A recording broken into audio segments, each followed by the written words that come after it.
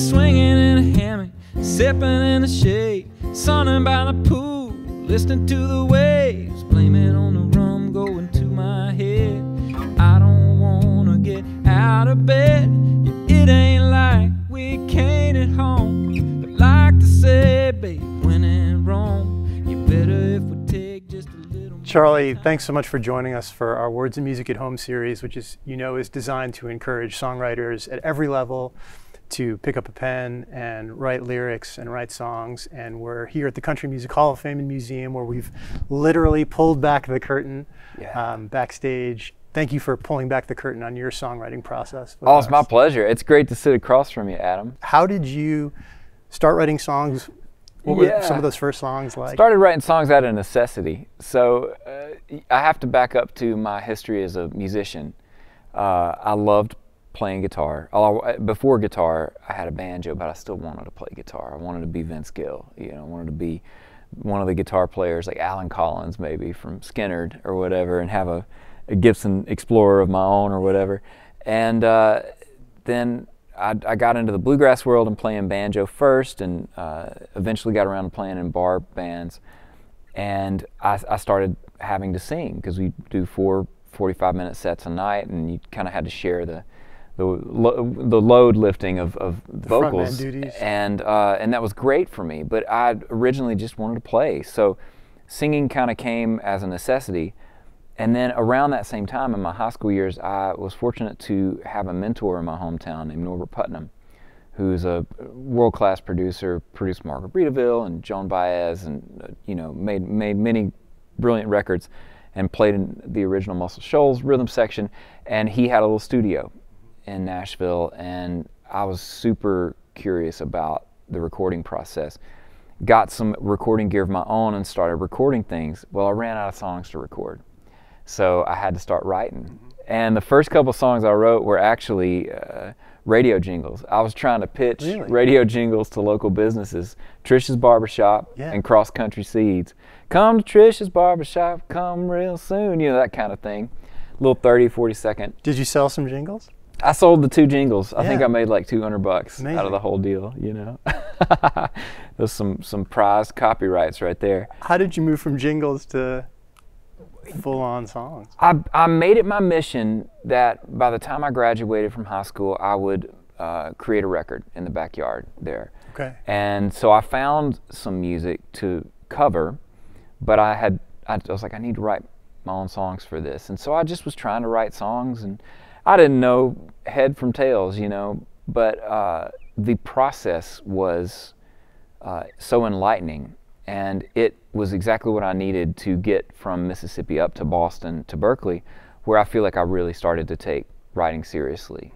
And while that wasn't my major, so to speak, I wanted to take every songwriting elective I could, and was a disciple of Pat Pattison there. Yeah. Am still, What were some big takeaways from those formal songwriting lessons? What did your songwriting mentors and teachers impart to you that really sticks with you? Yeah, being at Berkeley and taking those classes with Pat felt like if, say, I were a visual artist and I drew on paper.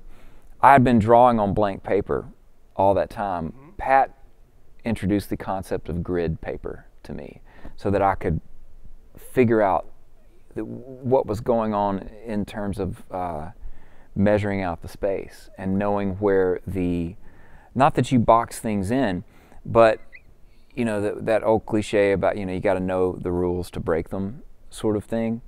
And it was homework. It was songwriting homework, and I still to this day believe one of the most important things that we can do, no matter where we are in our journey as songwriters, is just you have to keep writing.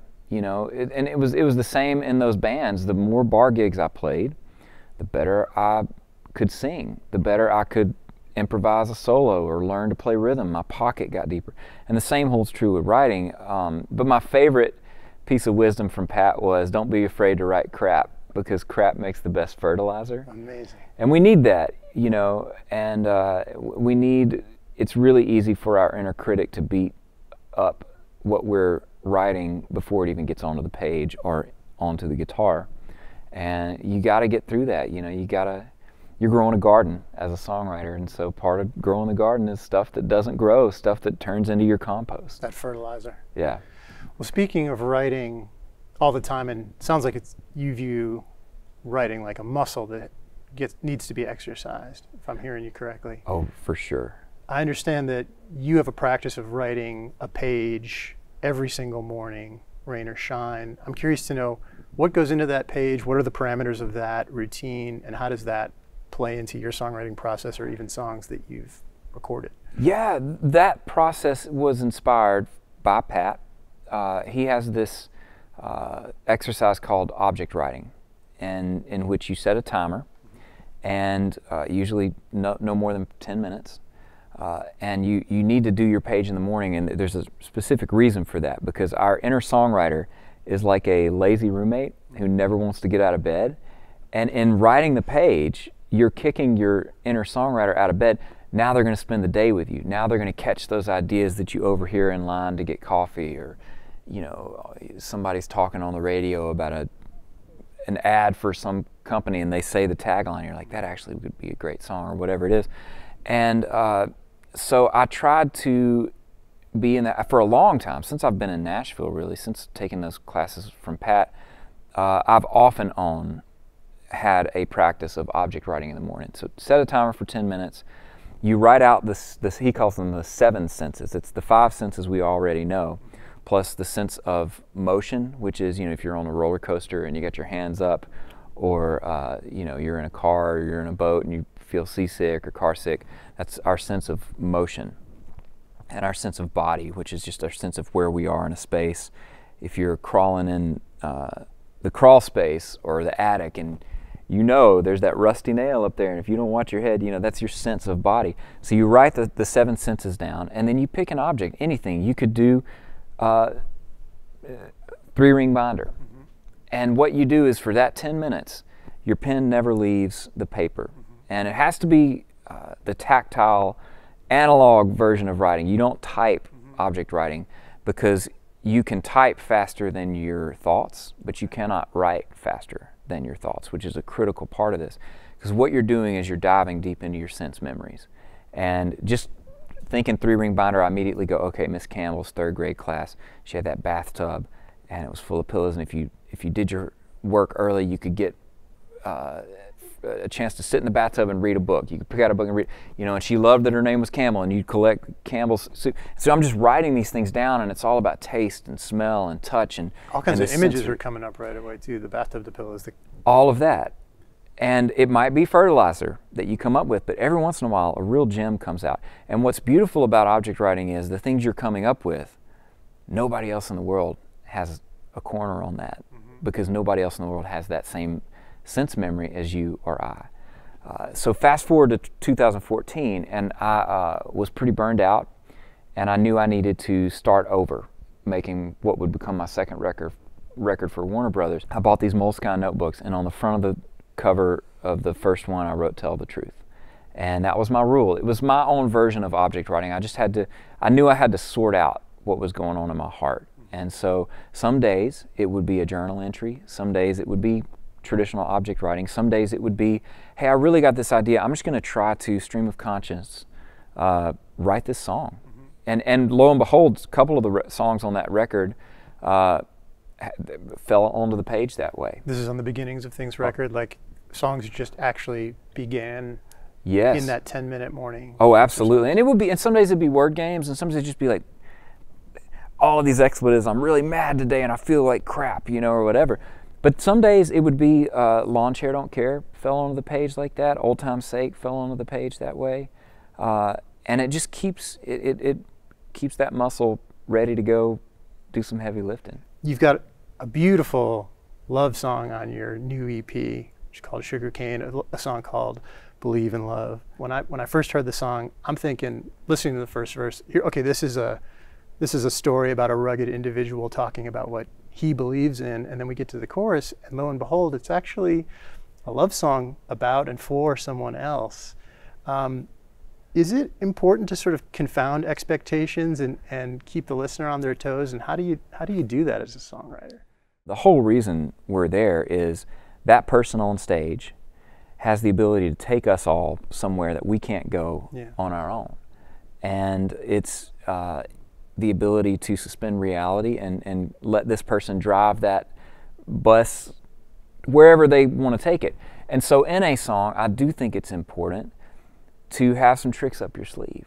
What you're doing is, on one hand, you could define it as leave a little bit on the table, you know, that first time around. What does that mean? Well, in Believe in Love, the perspective is first person. I'm saying you, right? But that whole first verse, you don't know who I'm talking to yet. And in verse 1 of Believe in Love is all it's me. I believe this is where I've been. Yeah, I believe in working hard, from the Texaco star on my papaw's shirt.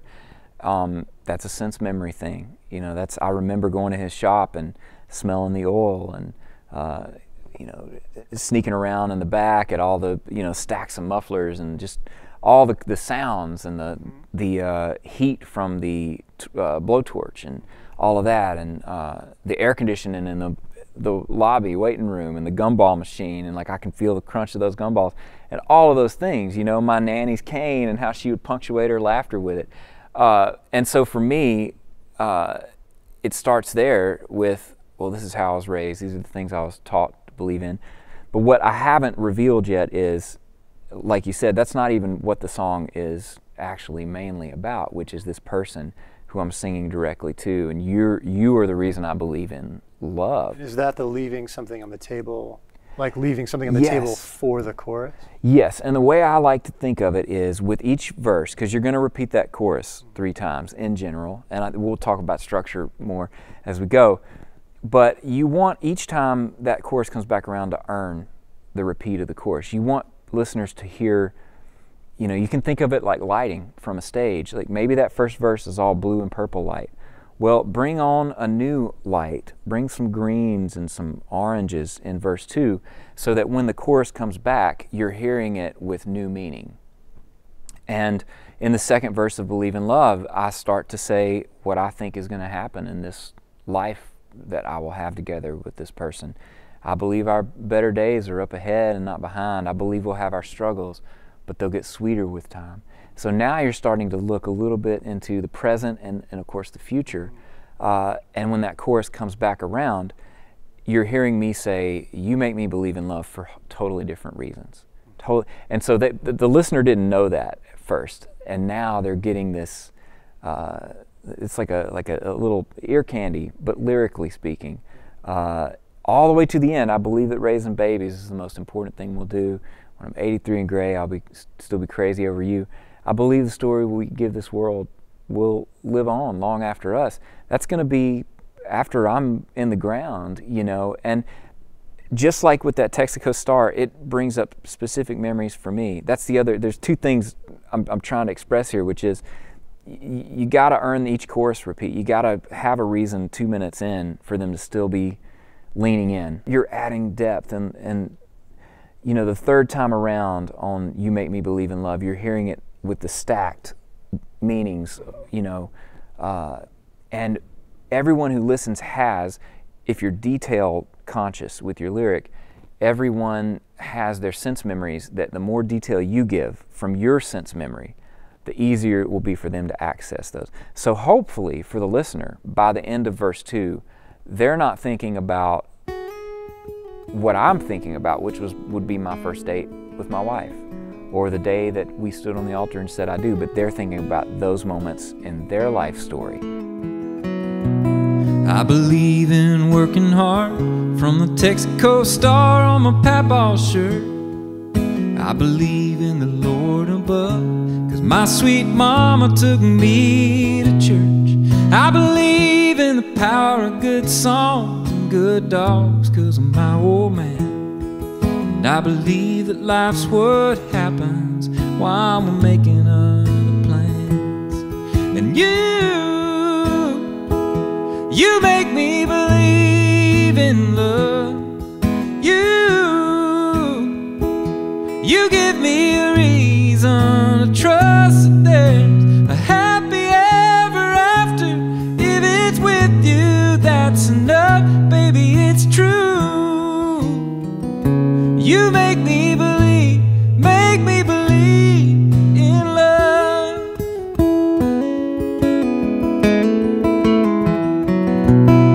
believe our better days are up ahead and not behind.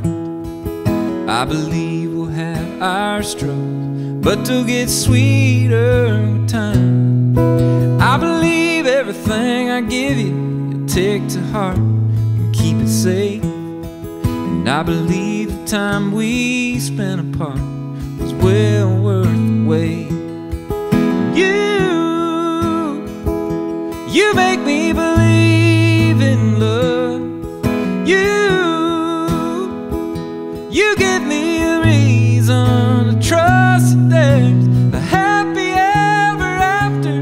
If it's with you, that's enough. Baby, it's true.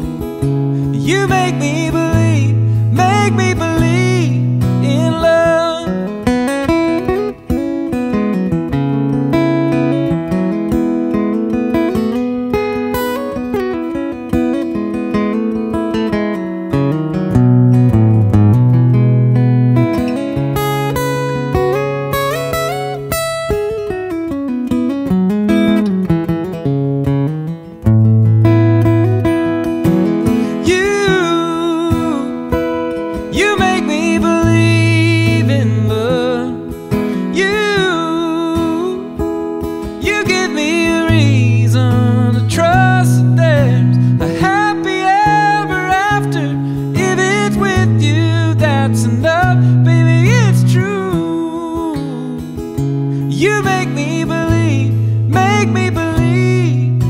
love.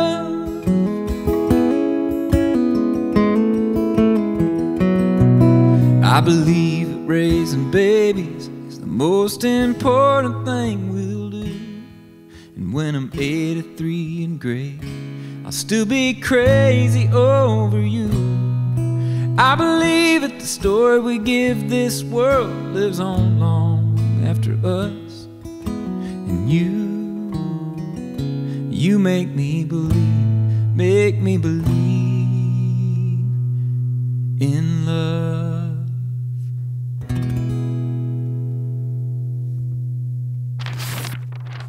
So this is our song structure tool, and I've reverse engineered the structure of Believe in Love. And you were alluding to this, Charlie, but verse 1 is I, and then chorus is you.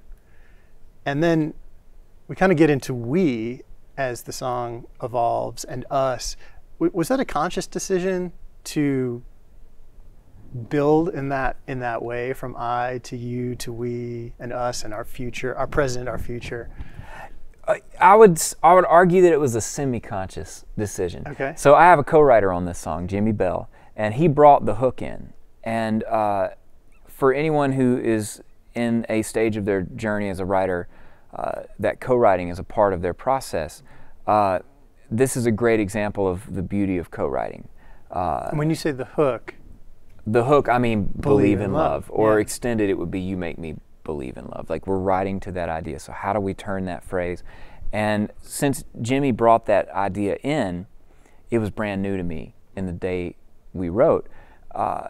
So I was using my instinct all those years of object writing.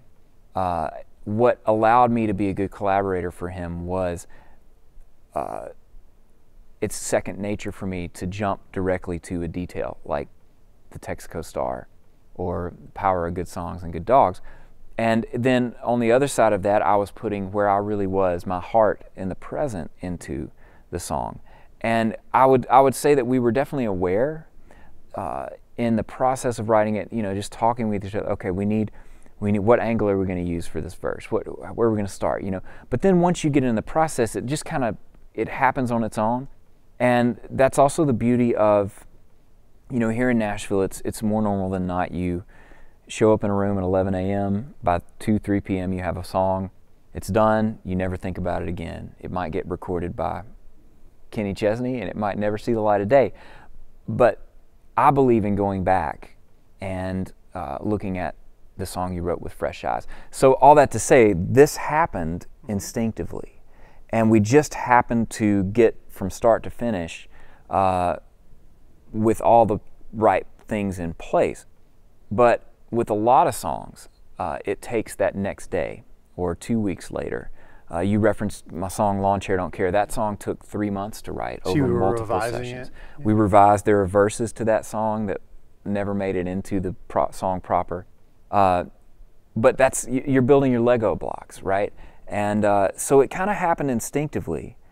But that's only because we had both spent years building up that instinct. By doing these kinds of...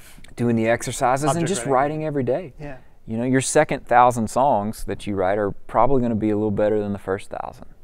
You mentioned earlier the rules of songwriting, and I noticed in Believe in Love that it sort of ends with like a third verse, which almost feels a little bit like a bridge because it speaks to the future, takes us to a new place, which is unusual for a country song. Maybe we're accustomed to verse, chorus, bridge, chorus.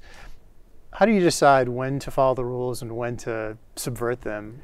And was that a conscious decision here to just, let's go ahead and break the rules and write a third verse at the end? That is a great point and question, because with this song in particular, while we had written all the Lego pieces, it was in the editing process, the looking back over it with fresh eyes, that got shifted around. No kidding. A lot of times it's, I call it the Smokey Robinson rule. If you go back, because Smokey Robinson's songwriting is one of the best things any writer can do to, you know, improve their writing. Just study his writing.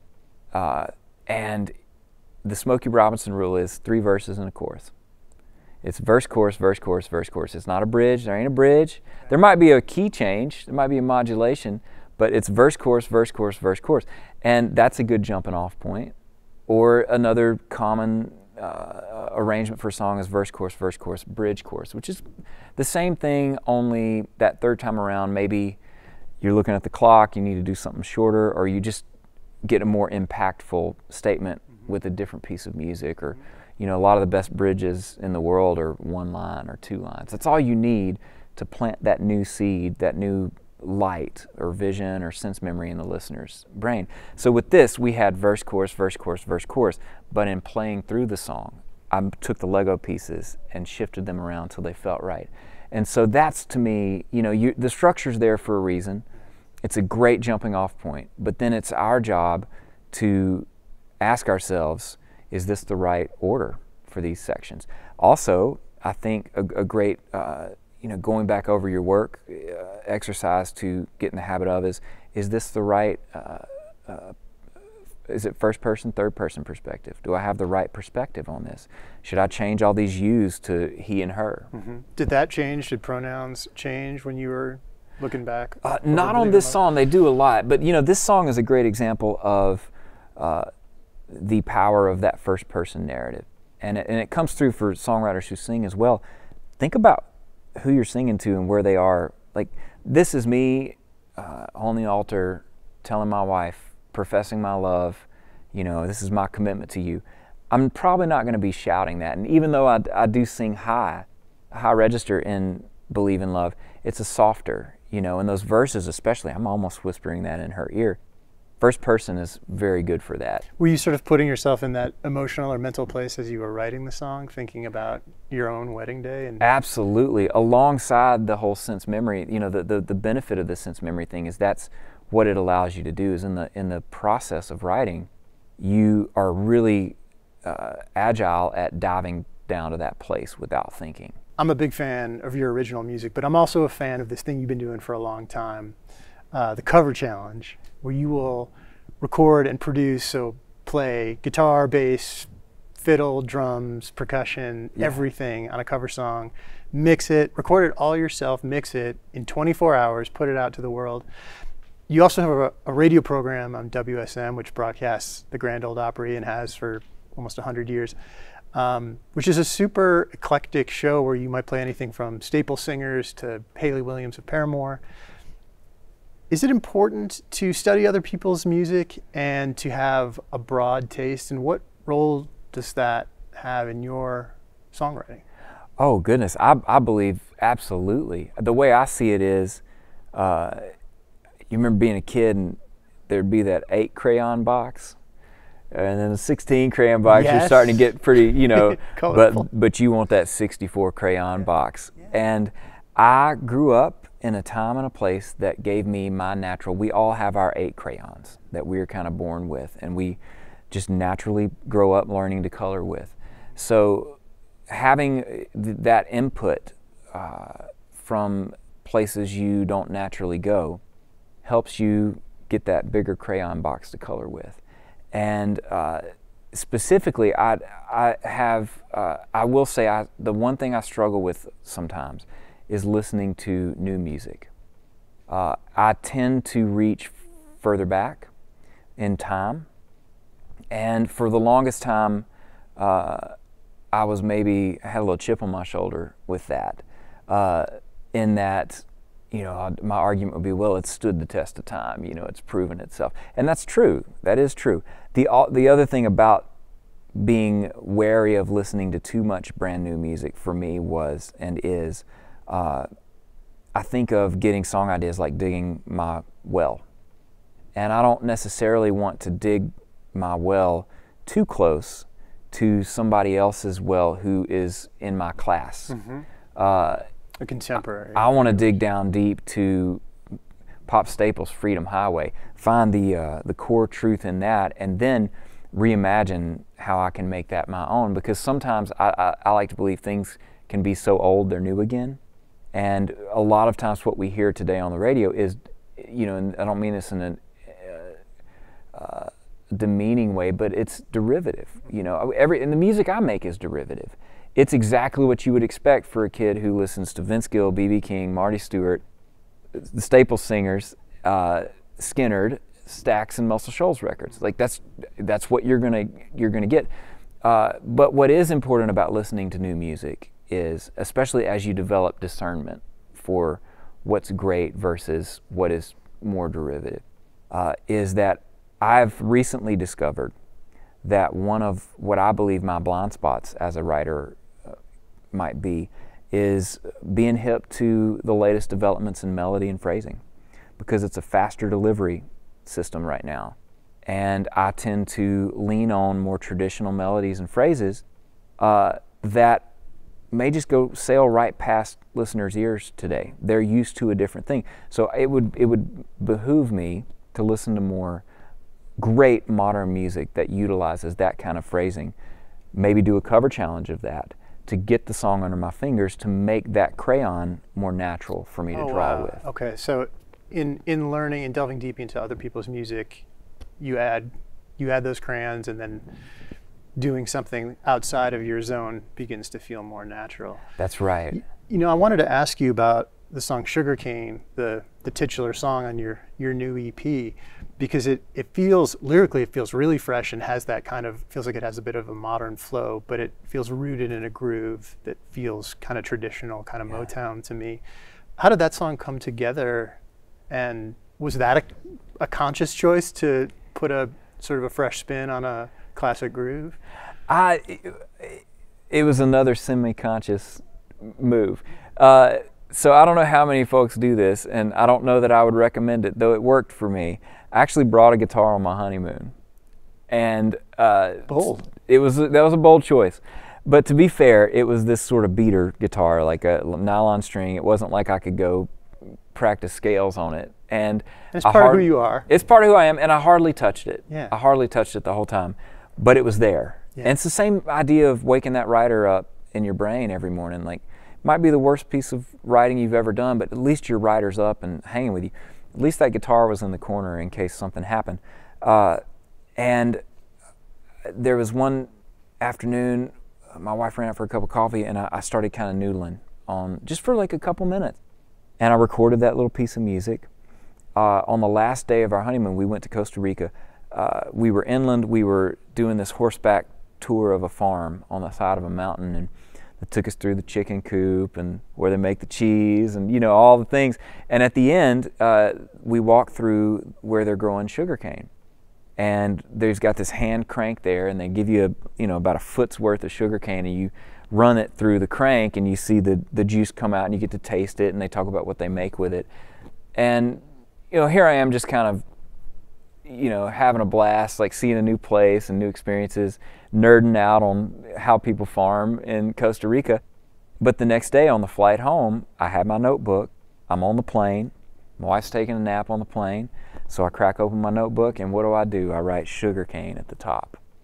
And I got my headphones in, and there's that piece of music from a couple days ago. And the guitar part from a couple days ago. The guitar part, yeah. And I wouldn't say the melody happened right then, but the general premise for the lyrics, and then I knew that was the right music for it. Talking about how the melody is modern, I have to give credit to my wife for that, because it was over the course of the next few days after we were back home where I was sitting on the couch with that guitar and just singing.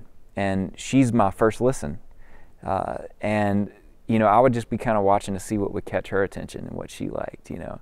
And so I credit her with it having a little more modern, because my motivation was different, right?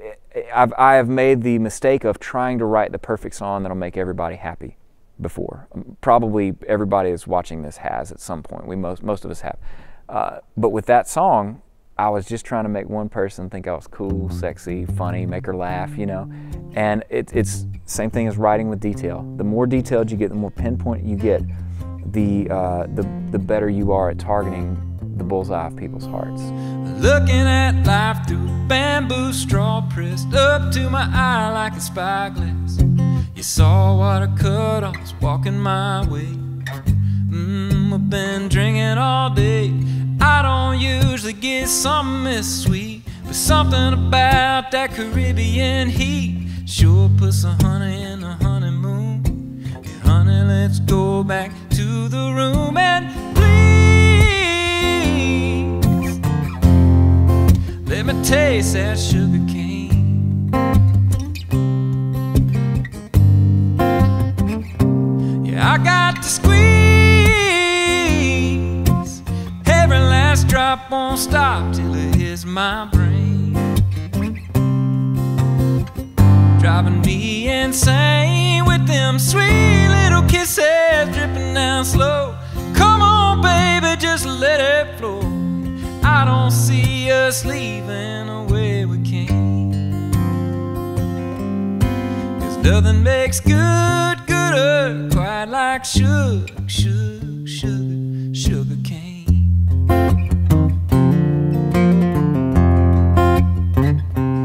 We could be swinging in a hammock, sipping in the shade, sunning by the pool, listening to the waves, blaming on the rum going to my head. I don't wanna get out of bed. It ain't like we can't at home, but like to say, babe, when in Rome, you better if we take just a little more time. Come on over here, put your lips on mine, and please let me taste that sugar cane. Yeah, I can't stand it. I got to squeeze. Every last drop won't stop till it hits my brain, driving me insane with them sweet little kisses dripping down slow. Come on, baby, just let it flow. I don't see us leaving the way we came, 'cause nothing makes good gooder quite like a sugar cane.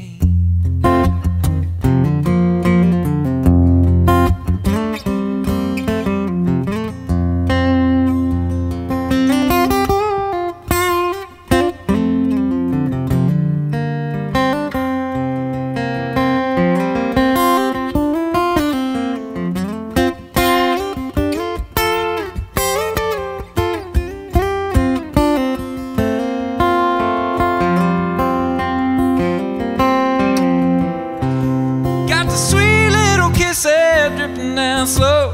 Come on, baby, just let it flow. I don't see us leaving the way we came. Oh, wait, 'cause nothing makes good gooder quite like a sugar cane. Nothing makes good gooder quite like a sugar cane.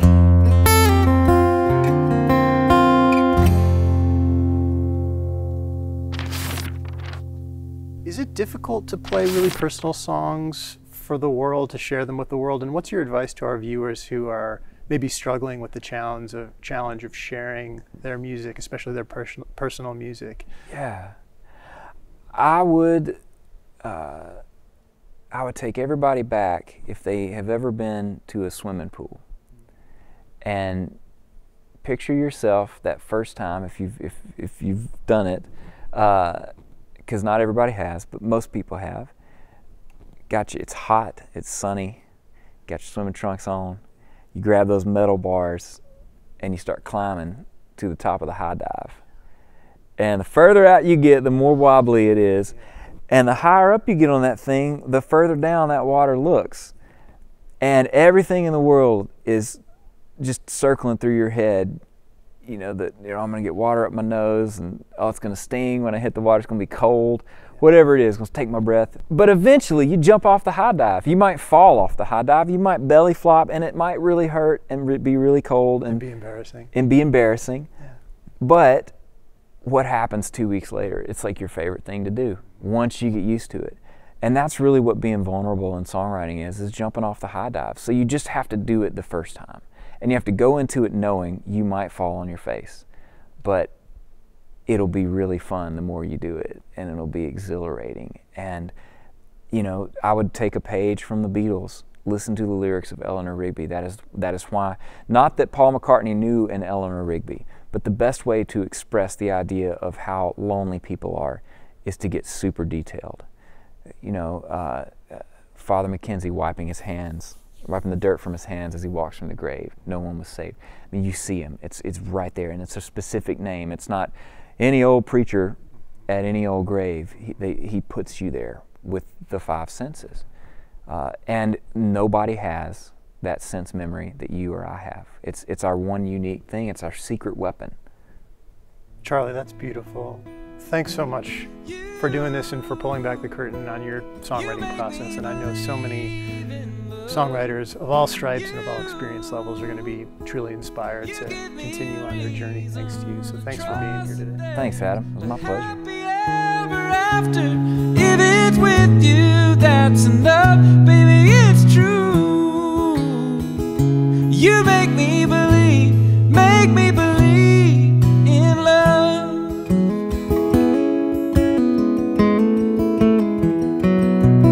I believe that raising babies is the most important thing we'll do.